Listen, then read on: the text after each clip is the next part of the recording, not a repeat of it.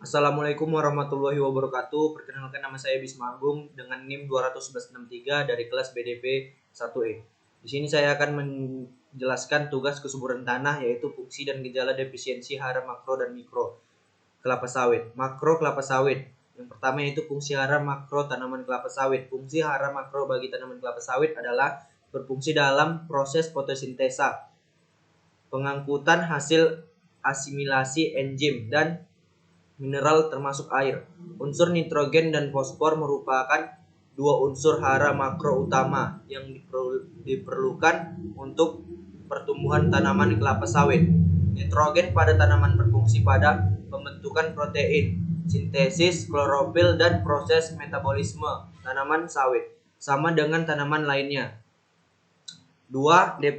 Defisiensi gejala makro kelapa sawit.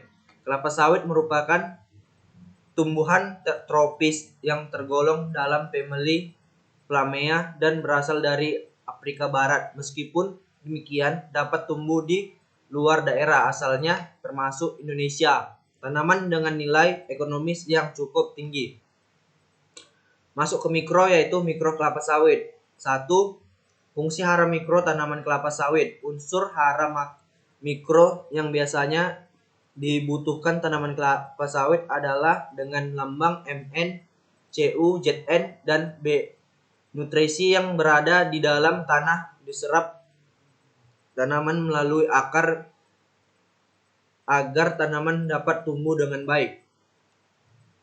Jenis zat hara mikro yang penting untuk sawit, yaitu meskipun bukan merupakan kesuburan tanah bagi tanaman kelapa sawit, keberadaan zat hara mikro tetap berpengaruh pada pertumbuhan. Zat hara ini memang dibutuhkan dalam jumlah kecil, termasuk bagi kelapa sawit. Walaupun begitu, zat hara mikro bagi kelapa sawit tetap harus dipenuhi agar tidak mengganggu produktivitas.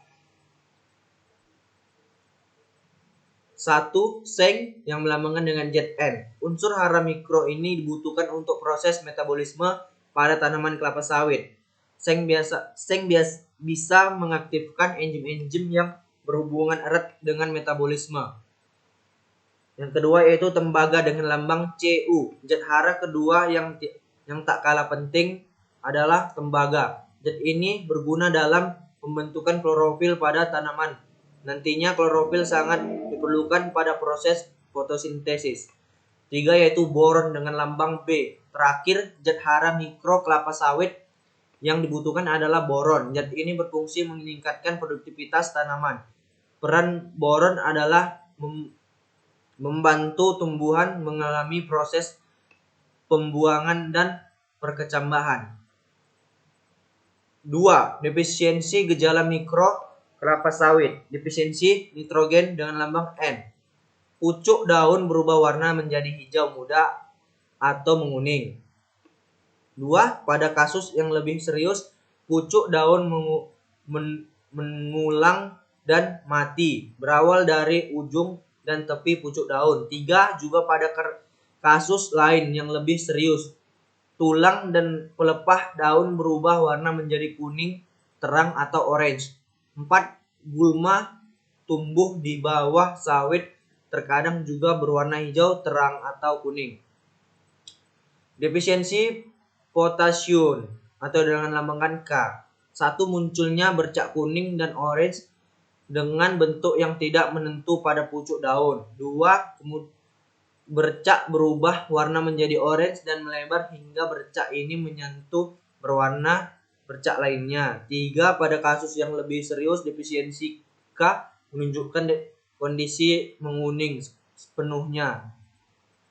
4. Garis putih. Garis lurus putih pada kedua sisi tulang daun pada pucuk daun sawit. Terkadang hal ini adalah tanda dari kandungan N yang berlebihan dan kurangnya unsur K dan B.